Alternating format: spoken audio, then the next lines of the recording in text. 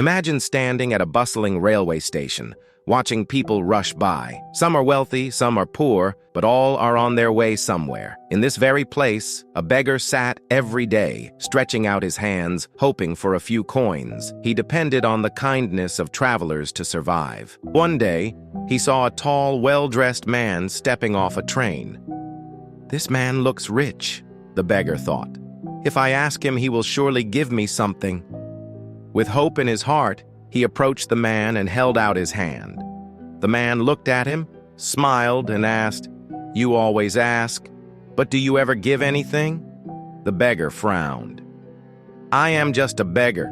What do I have to give?" The man shook his head.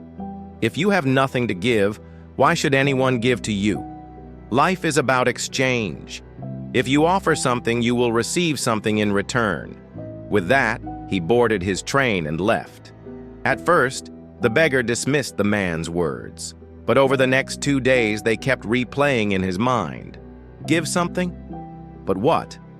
He had nothing, no possessions, no money, only his time and presence at the station. On the 3rd day, he noticed a patch of wildflowers growing near the platform. An idea struck him. What if I give flowers in return for alms? The shift from begging to business. Excited, he picked some flowers and resumed begging. But this time, whenever someone gave him money, he handed them a flower in return. To his surprise, people smiled and accepted the flowers gratefully. More passengers stopped to give him money, and he realized something.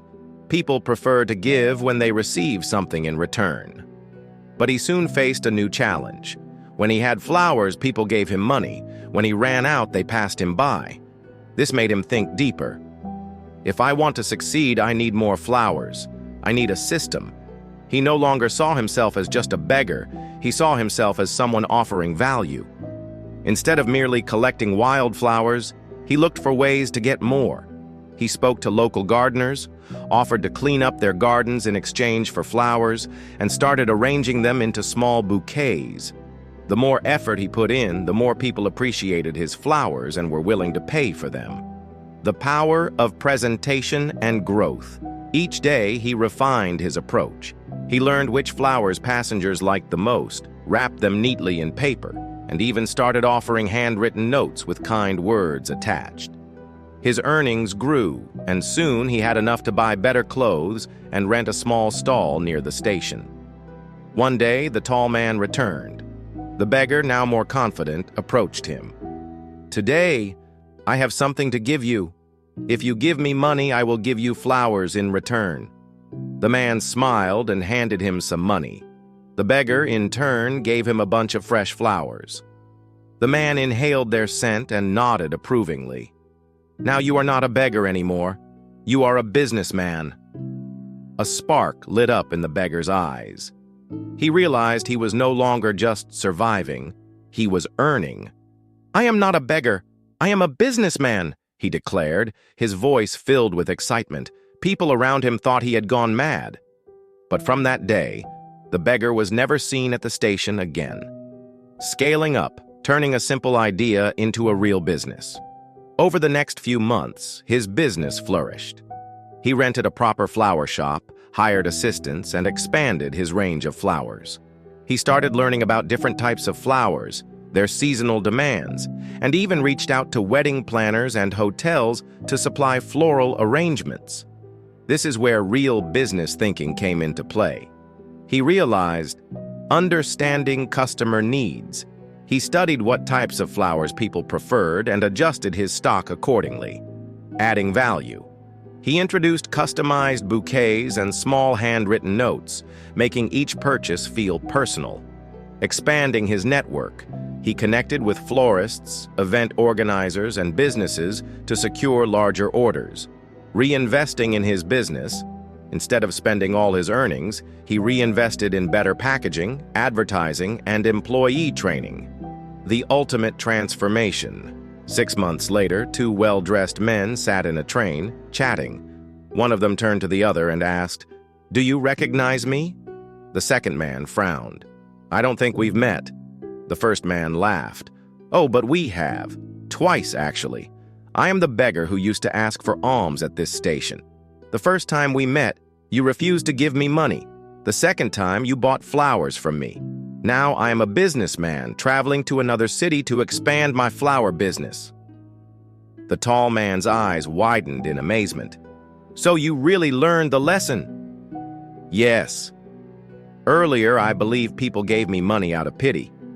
But I realized they were actually paying for the flowers. I was never just a beggar. I was a small businessman. The moment my mindset changed, my life changed." The tall man smiled with pride. "That is the true law of success. Give something, and you will receive in return." As the train sped ahead, the two men continued their journey, not just as strangers on a train, but as two businessmen who understood the power of giving. Applying this lesson to real life. The lesson in this story applies far beyond selling flowers. In life, in business, in relationships, value creation is everything. Consider these real-life examples. Warren Buffett started his empire by selling newspapers and later reinvesting his small profits into stocks. He understood that wealth grows when you reinvest wisely. Steve Jobs took something as simple as a personal computer and added design, functionality, and branding, making Apple a household name.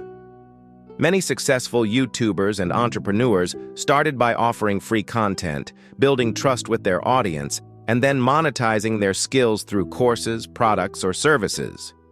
If you want to succeed, ask yourself, what can I offer that others need? How can I improve my skills and add more value? Am I willing to invest time and effort in building something bigger than myself? Final thoughts. Years later, the former beggar became a well-known entrepreneur in the floral industry.